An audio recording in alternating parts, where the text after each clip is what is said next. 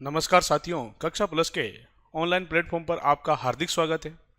दोस्तों, पिछली कक्षा में हमने राजस्थान के भौतिक प्रदेश के बारे में जानकारी प्राप्त की थी। चलिए दोस्तों, अपनी इस कक्षा को निरंतर रखते हुए आज हम राजस्थान के भौतिक जो प्रदेश है, जिनको हमने 4 भागों में विभाजित किया था, उनके बारे में दोस्तों हम एक एक करके दोस्तों विस्तार से पढ़ते हैं। चलिए दोस्तों, बिना विलंब किए हुए हम अपना आज का जो विषय है हमारा राजस्थान के भौतिक प्रदेशों के बारे में क्लास दोस्तों हम शुरू करते हैं। देखो दोस्तों, राजस्थान का सबसे पहला दोस्तों जो आपके भौतिक प्रदेश है उत्तर पश्चिमी मरुस्थलीय प्रदेश। ठीक है दोस्तों, उत्तर पश्चिमी मरुस्थलीय प्रदेश दोस्तों यदि हम बात करें इसके बारे में दोस्तों यदि हम बात करें तो दोस्तों इसको थार का मरुस्थल भी कह सकते हैं।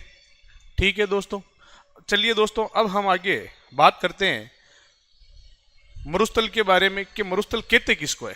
तो देखो दोस्तों, जिन क्षेत्रों में आपके 25 सेंटीमीटर से कम वर्षा होती हो तथा दोस्तों वनस्पति का अभाव पाया जाता हो, वह क्षेत्र दोस्तों आपके मरुस्थल कहलाता है। ठीक है दोस्तों, जिन क्षेत्रों में आपके 25 सेंटीमीटर से कम वर्षा होती हो तथा दोस्तों वहां पर आपके वनस्पति का अभाव पाया जाता हो, ऐसे क्षेत्र दोस्तों आपके क्या कहलाएंगे? तो दोस्तों ऐसे क्षेत्रों को आपके मरुस्थल के नाम से जाना जाता है। यह है दोस्तों मरुस्थल की परिभाषा। देखो दोस्तों, मरुस्थल की यदि हम बात करें तो दोस्तों मरुस्थल मुख्य रूप से दोस्तों 2 प्रकार के होते हैं। देखो दोस्तों, पहला है आपके शीत या ठंडा मरुस्थल, दूसरा है दोस्तों अपने गर्म या उष्ण मरुस्थल। देखो दोस्तों, शीत या ठंडे मरुस्थलों की दोस्तों यदि हम बात करें तो आपके विश्व या भारत में दोस्तों दोनों प्रकार के आपके मरुस्थल पाए जाते हैं। चलिए दोस्तों, पहले हम बात करते हैं भारत की। भारत में दोस्तों यदि हम बात करें शीत या ठंडा मरुस्थल तो दोस्तों अपने लेह है दोस्तों आपके लद्दाख केंद्र शासित प्रदेश के अंतर्गत आता है।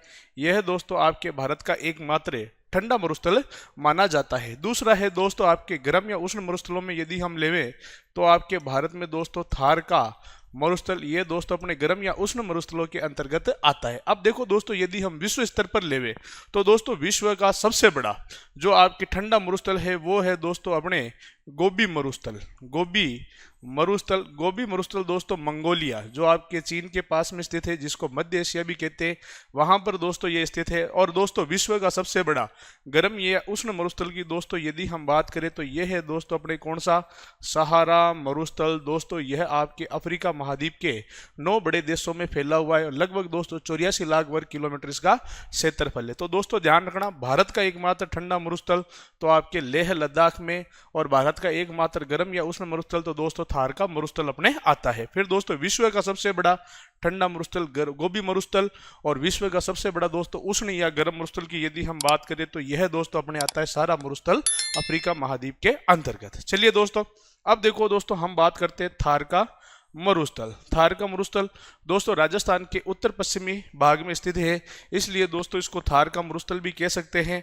ठीक है दोस्तों, और यदि हम दोस्तों इसकी बात करें तो दोस्तों यह आपके भारत का एकमात्र उष्ण मरुस्थल है। देखो दोस्तों, यदि हम बात करें यह किसका अवशेष है तो दोस्तों यह अपने तेतीस सागर का अवशेष माना जाता है। तेतीस सागर दोस्तों यदि हम बात करें तो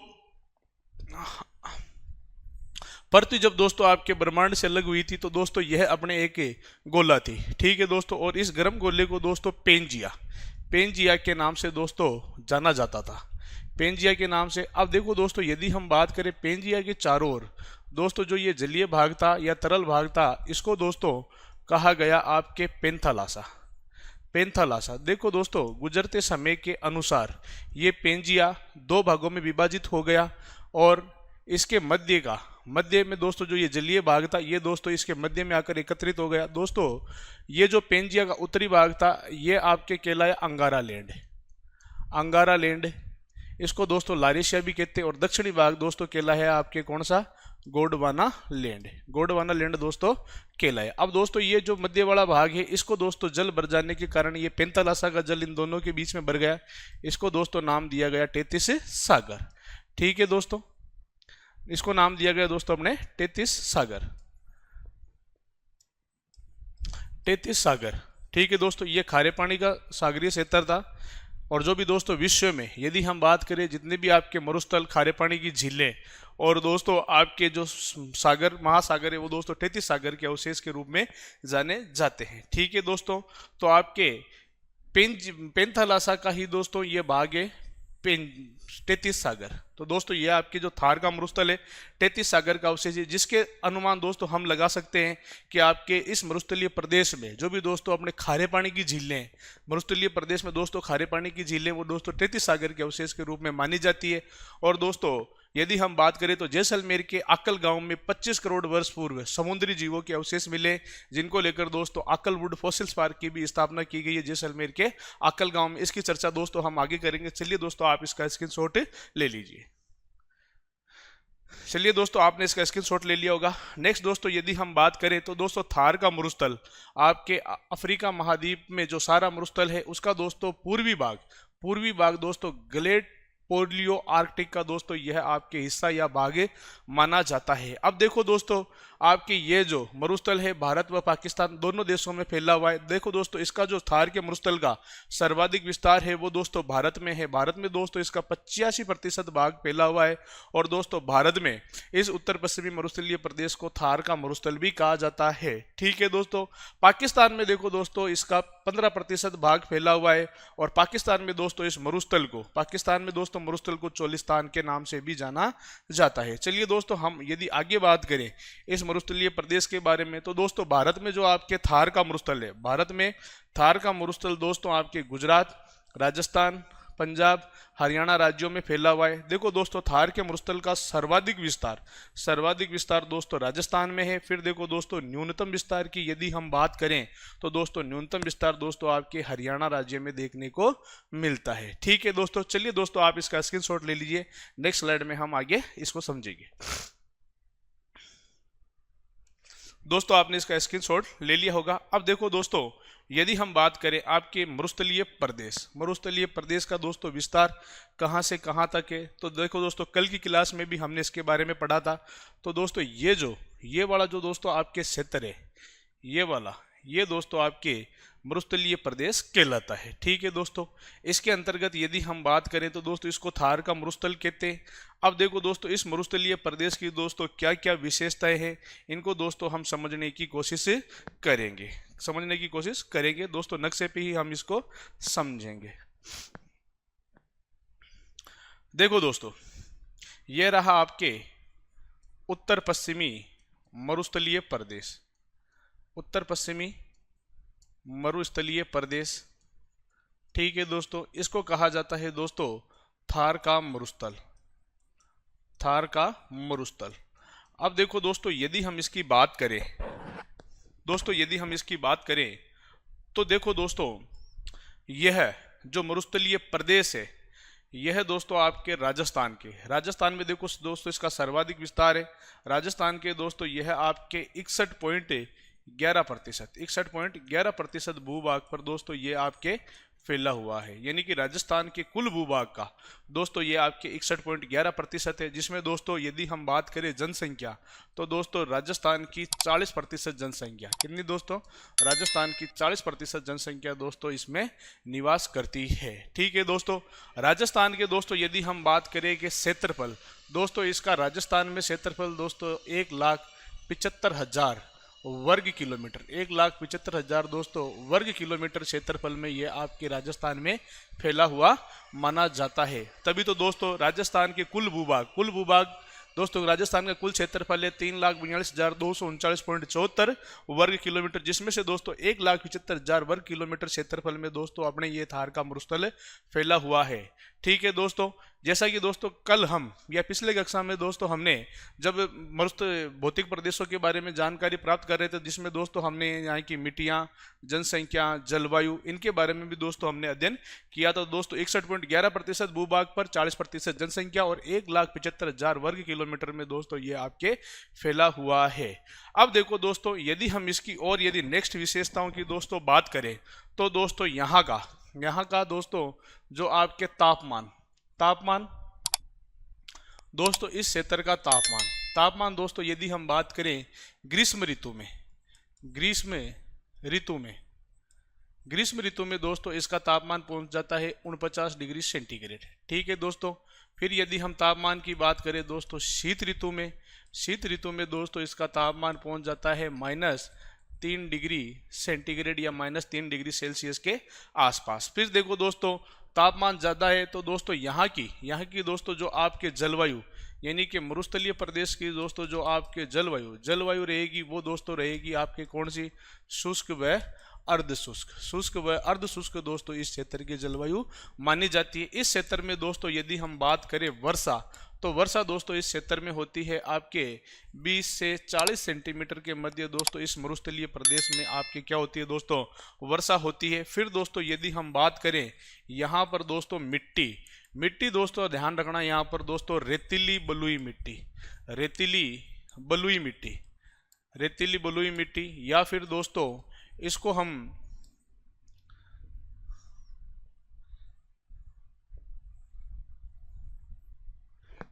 रेतीली बलुई मिट्टी दोस्तों इस क्षेत्र में अपने पाई जाती है।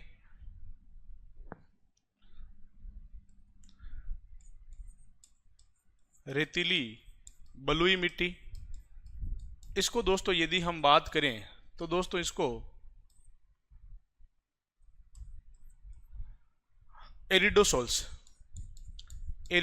दोस्तों, एरिड का मतलब होता है आपके शुष्क और सोल्स का मतलब होता है मिट्टी, यानी कि शुष्क क्षेत्रों में पाई जाने वाली मिट्टी होती है उसे दोस्तों एरिडोसोल्स भी कहते हैं या रेतीली बलुई मिट्टी कहते हैं। अब देखो दोस्तों ये मिट्टी आपके अनुपजाऊ है, तो दोस्तों यहाँ पर जो आपके दोस्तों कृषि की जाती है मरुस्थलीय प्रदेशों में, तो दोस्तों वो मुख्य रूप से कृषि की जाती है दोस्तों कौन सी, बाजरा, या फिर दोस्तों बाजरे की फसल का दोस्तों यहाँ पर आपके उत्पादन किया जाता है। इसके बाद में दोस्तों यदि हम बात करें इस प्रदेशों की और विशेषताओं की, दोस्तों यहाँ पर आपके वनस्पति की दोस्तों यदि हम बात करें तो दोस्तों यहाँ पर जो आपके वनस्पति पाई जाती है वो वनस्पति दोस्तों अपने पाई जाती है कौन सी, मरुदभिद दोस्तों वनस्पति क्षेत्र में पाई जाती है, जिसको दोस्तों जीरो फाइट वनस्पति के नाम से भी दोस्तों इसको जाना जाता है। दोस्तों जीरो फाइट इसलिए कहते हैं क्योंकि दोस्तों या मरुदभिद दोस्तों इसलिए कहते हैं कि दोस्तों इनके जो आपके तने होते हैं वो दोस्तों आपके खुरदरे और कटीले तने होते हैं, और दोस्तों इनमें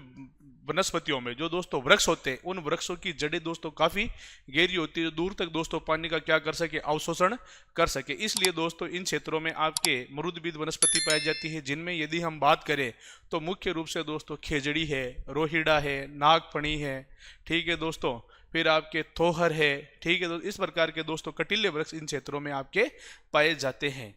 अब देखो दोस्तों यदि हम और यहाँ पर दोस्तों विशेषताओं की बात करें इनके बारे में, तो दोस्तों यहाँ पर यदि हम बात करें यहाँ के लोगों का दोस्तों मुख्य व्यवसाय, दोस्तों लोगों का यहाँ पर जो मुख्य व्यवसाय दोस्तों वो यहाँ के लोगों का है मुख्य रूप से दोस्तों आपके पशुपालन क्यों है दोस्तों, मरुस्थलीय क्षेत्र होने के कारण यहाँ पर दोस्तों आपके पानी की कमी है, और पानी की कमी कारण दोस्तों यहाँ के लोगों की जो आजीविका है वो दोस्तों आपके पशुपालन से पर दोस्तों ज़्यादा निर्भर करती है। इसके बाद में दोस्तों यदि हम बात करें यहाँ के और, तो दोस्तों ध्यान रखना सर्वाधिक दोस्तों जैव विविधता, विश्व में सर्वाधिक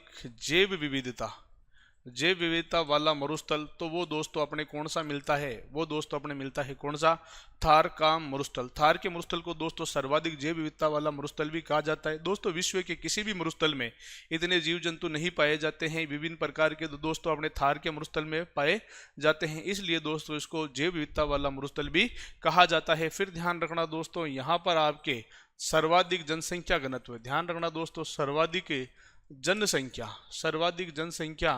घनत्व वाला मरुस्थल, ध्यान रखना दोस्तों सर्वाधिक जनसंख्या घनत्व वाला मरुस्थल दोस्तों कहा जाता है। दोस्तों विश्व के किसी भी मरुस्थल में दोस्तों इतनी जनसंख्या निवास नहीं करती है जितनी दोस्तों अपने थार के मरुस्थल में दोस्तों जनसंख्या निवास करती है, इसलिए दोस्तों इसको विश्व में सर्वाधिक जनघनत्व या जनसंख्या घनत्व वाला मरुस्थल कहा जाता है। दोस्तों यदि हम बात करें तो यहाँ का दोस्तों जनसंख्या घनत्व है वो दोस्तों आपके 103 व्यक्ति आपके प्रति वर्ग किलोमीटर दोस्तों यहाँ का जनसंख्या घनत्व माना जाता है। चलिए दोस्तों इसका स्क्रीनशॉट ले लीजिए, नेक्स्ट स्लाइड में हम आगे और इसके बारे में बात करेंगे। चलिए दोस्तों आपने इसका स्क्रीनशॉट ले लिया होगा। नेक्स्ट दोस्तों यदि हम बात करें इस मरुस्थल के बारे में,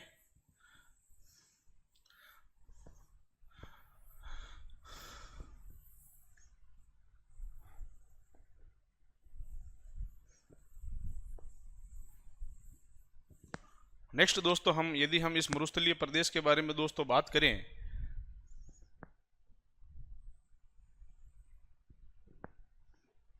तो दोस्तों अपने उत्तर पश्चिमी मरुस्थलीय प्रदेश दोस्तों राजस्थान के 18 जिले, ध्यान रखना दोस्तों पहले 12 जिले थे, अब दोस्तों नए जिलों के निर्माण के साथ दोस्तों 18 जिले दोस्तों मरुस्थलीय हैं। ध्यान रखना दोस्तों राजस्थान में 18 जिले क्या हैं दोस्तों, मरुस्थलीय है। फिर दोस्तों यदि हम इस मरुस्थल की दोस्तों लंबाई की बात करें, लंबाई तो लंबाई दोस्तों इस मरुस्थल की है 640 किलोमीटर। ध्यान रखना दोस्तों लंबाई, ये जो लंबाई है वो दोस्तों 640 किलोमीटर है। फिर दोस्तों इस मरुस्थल की आपके जो चौड़ाई है वो दोस्तों आपके है 300 किलोमीटर। लंबाई 640 किलोमीटर, चौड़ाई दोस्तों 300 किलोमीटर दोस्तों इसकी मानी जाती है। फिर देखो दोस्तों यदि हम बात करें इसकी ऊंचाई दोस्तों ध्यान रखना किलोमीटर में नहीं आएगी, ऊंचाई दोस्तों इसकी औसत ऊंचाई 200 से 300 मीटर मानी जाती है। अब देखो दोस्तों यदि हम बात करें इस मरुस्थलीय प्रदेश का ढाल या फिर दोस्तों इसको ढलान भी कहते हैं कि ढलान दोस्तों इसका किस दिशा से किस दिशा की ओर है, तो दोस्तों इसका ढलान आपके उत्तर से दक्षिण की ओर और पूर्व से पश्चिम की ओर। तो दोस्तों इसका ढलान दोस्तों जो आएगा वो दोस्तों आपके आएगा उत्तर पूर्व से। ध्यान रखना दोस्तों इसका ढलान आपके उत्तर पूर्व से दक्षिण पश्चिम की ओर। ध्यान रखना दोस्तों उत्तर पूर्व से दक्षिण पश्चिम की ओर या उत्तर पूर्व दिशा से दक्षिण पश्चिम दिशा की ओर दोस्तों इसका आपके क्या आता है, ढलान आता है। कौन से दोस्तों, थार के मरुस्थल का या उत्तरी पश्चिमी मरुस्थलीय प्रदेश का। फिर दोस्तों ध्यान रखना आपके डॉक्टर ईश्वरी प्रसाद शर्मा दोस्तों इन्होंने ईश्वरी प्रसाद शर्मा ने दोस्तों इसको रुक्ष प्रदेश, रुक्ष का मतलब होता है दोस्तों रूठा हुआ, रुक्ष प्रदेश दोस्तों किसने कहा है, तो दोस्तों आपके डॉक्टर ईश्वरी प्रसाद शर्मा ने इसको कहा है। फिर ध्यान रखना दोस्तों आपके यह मरुस्थल दोस्तों विश्व का सबसे धनी मरुस्थल, ध्यान रखना दोस्तों विश्व का सबसे धनी मरुस्थल दोस्तों यह आपके माना जाता है। इसके बाद में दोस्तों यदि हम बात करें यहाँ पर दोस्तों मुख्य पक्षी दोस्तों राजस्थान का राज्य पक्षी गोडावण दोस्तों यहाँ पर आपके पाया जाता है। फिर दोस्तों यदि हम बात करें पशुओं में, तो दोस्तों पशुओं में दोस्तों आपके ऊंट दोस्तों यहाँ का या मरुस्थलीय क्षेत्र का प्रमुख पशु है। और जंगली जीवों में दोस्तों आपके राजस्थान का राज्य पशु चिंकारा भी दोस्तों आपके इस मरुस्थलीय प्रदेश में पाया जाता है। दोस्तों वृक्षों की दोस्तों यदि हम बात करें मुख्य रूप से, तो दोस्तों राजस्थान का राज्य वृक्ष खेजड़ी दोस्तों इन क्षेत्रों में आपके सर्वाधिक देखने को मिलता है। फिर दोस्तों यदि हम बात करें इस क्षेत्र की आपके मुख्य नदी, तो वो दोस्तों है आपके कौन सी नदी, लूणी नदी को दोस्तों पश्चिमी राजस्थान की गंगा भी दोस्तों इसको कहा जाता है। और पश्चिमी राजस्थान की सबसे लंबी नदी दोस्तों ये आपके मानी जाती है लूणी नदी। इसके बाद में दोस्तों यदि हम बात करें इस क्षेत्र की मुख्य नहर, तो दोस्तों वो है आपके इंदिरा गांधी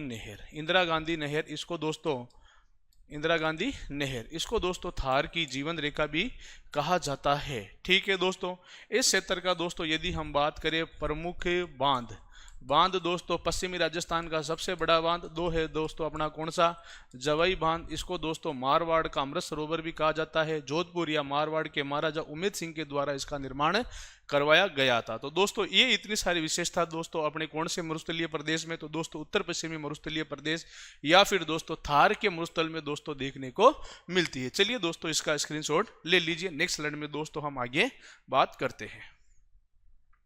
दोस्तों आपने इसका स्क्रीनशॉट ले लिया होगा। चलिए दोस्तों हम और इसके बारे में समझते हैं।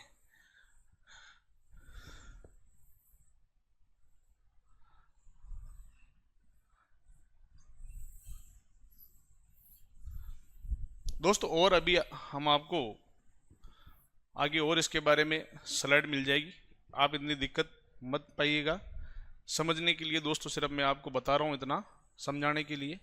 चलिए दोस्तों अब देखो दोस्तों एक वर्षा रेखा है, वो वर्षा रेखा है दोस्तों अपने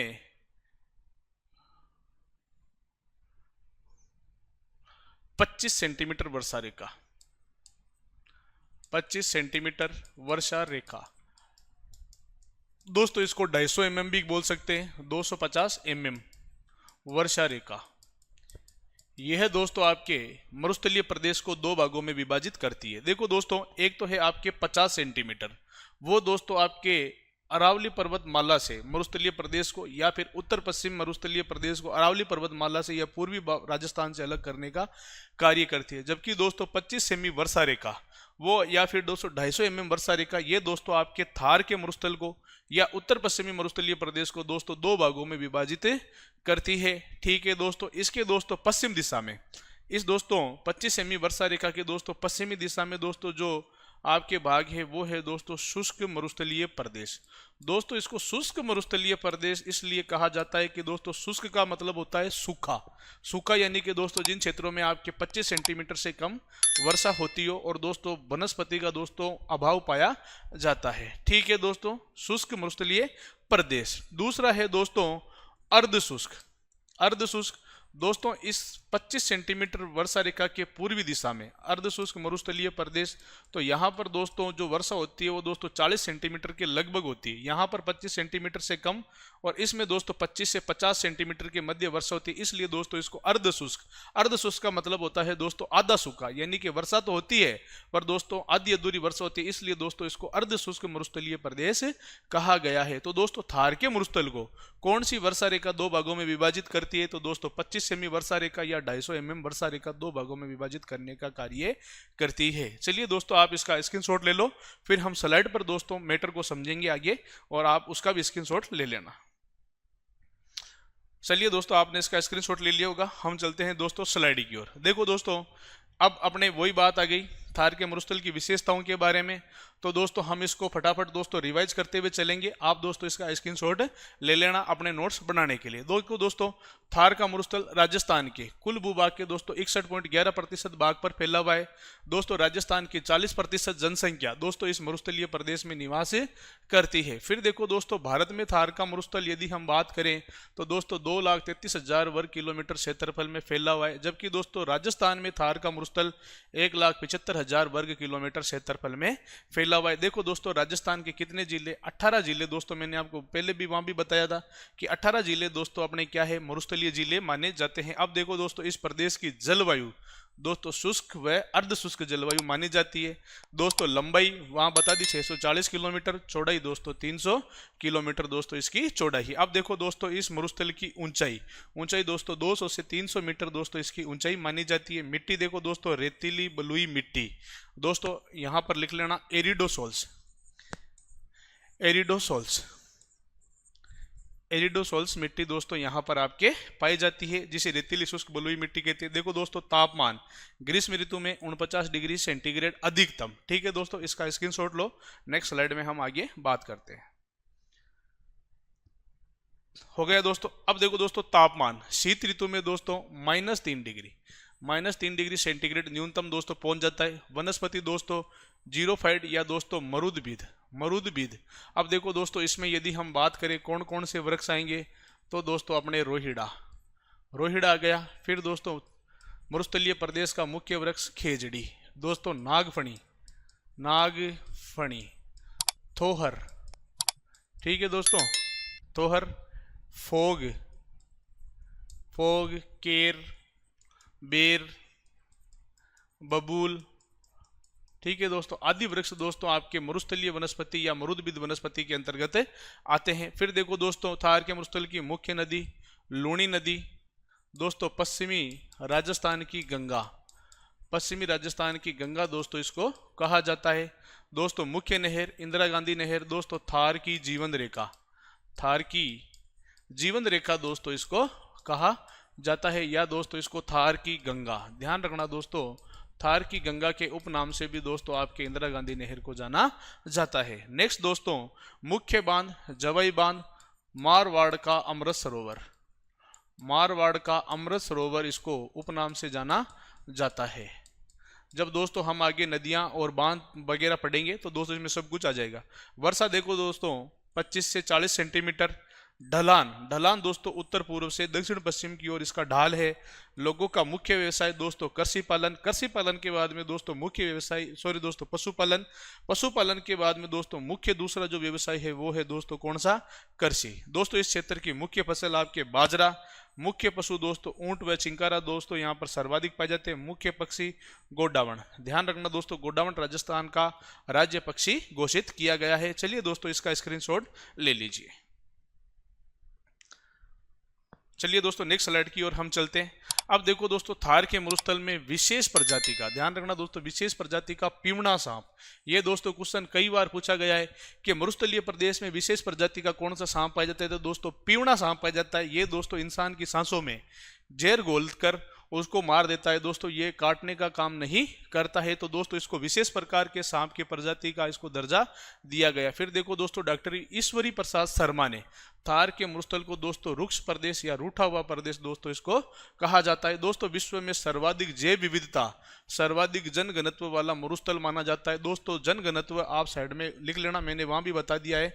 तो दोस्तों 103 व्यक्ति प्रति वर्ग किलोमीटर, 103 व्यक्ति प्रति वर्ग किलोमीटर दोस्तों यहाँ का जनसंख्या घनत्व माना गया है। दोस्तों विश्व का सबसे धनी मरुस्थल माना जाता है।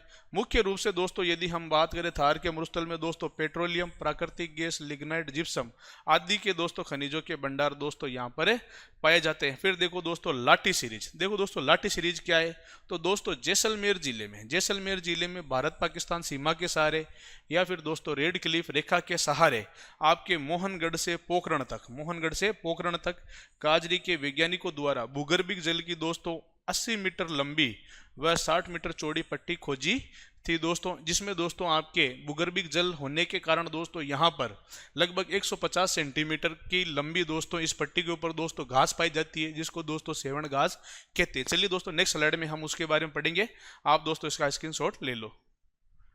चलिए दोस्तों आपने इसका स्क्रीनशॉट ले लिया होगा। देखो दोस्तों जैसलमेर जिले में स्थित लाठी सीरीज में दोस्तों सेवण घास पाई जाती है। लंबाई दोस्तों इसकी आपके 150 सेंटीमीटर या फिर दोस्तों ये इसकी लंबाई आपके 125 से 150 सेंटीमीटर के लगभग दोस्तों इसकी क्या है लंबाई है इस घास की। देखो दोस्तों मारवाड़ी भाषा में या स्थानीय भाषा में दोस्तों इसको करड़ी या मुरला कहा जाता है। दोस्तों राजस्थान का राज्य पक्षी गोडावण दोस्तों सेवण घास में दोस्तों अपने अंडा देता है या अंडे दोस्तों सेवण घास में देता है, इसलिए दोस्तों सेवण घास को गोडावण की पक्षी की प्रजनन स्थली भी दोस्तों इसको कहा जाता है। अब देखो दोस्तों इस मरुस्थलीय प्रदेश में दोस्तों जैसलमेर में चांदन नलकूप है, जिसको दोस्तों थार का गढ़ा भी कहा जाता है। फिर देखो दोस्तों आपके बाटाड़ू का कुआं बाड़मेर में है, इसको दोस्तों रेगिस्तान का जल महल कहा जाता है। फिर देखो दोस्तों 25 सेमी वर्षा रेखा या 25 सेमी समवर्षा रेखा या फिर दोस्तों ध्यान रखना 250 mm 250 मिलीमीटर वर्षा रेखा, यह दोस्तों थार के मरुस्थल को दो भागों में विभाजित करती है। एक है दोस्तों आपके शुष्क मरुस्थलीय प्रदेश, दूसरा है दोस्तों अपने अर्ध शुष्क मरुस्थलीय प्रदेश। ठीक है दोस्तों, यहां तक अपना हो गया दोस्तों, इसका आप स्क्रीनशॉट ले लो। चलिए दोस्तों आपने इसका स्क्रीनशॉट ले लिया होगा। अब देखो दोस्तों यदि हम आगे दोस्तों बात करें तो दोस्तों अगली क्लास में दोस्तों हम जो 25 सेमी वर्षा रेखा के द्वारा इसको दो भागों में विभाजित किया गया है, शुष्क मरुस्थलीय प्रदेश, अर्ध शुष्क मरुस्थलीय प्रदेश, इसके बारे में दोस्तों हम जानकारी प्राप्त करेंगे। दोस्तों तब तक के लिए आप कक्षा प्लस के ऑनलाइन चैनल को दोस्तों लाइक, शेयर, सब्सक्राइब और दोस्तों कमेंट जरूर करिएगा। ठीक है दोस्तों, ताकि दोस्तों आपको आगे आने वाली कक्षाओं के बारे में जानकारी प्राप्त हो सके। तब तक के लिए आपका बहुत बहुत धन्यवाद। मिलते हैं दोस्तों अगली क्लास में।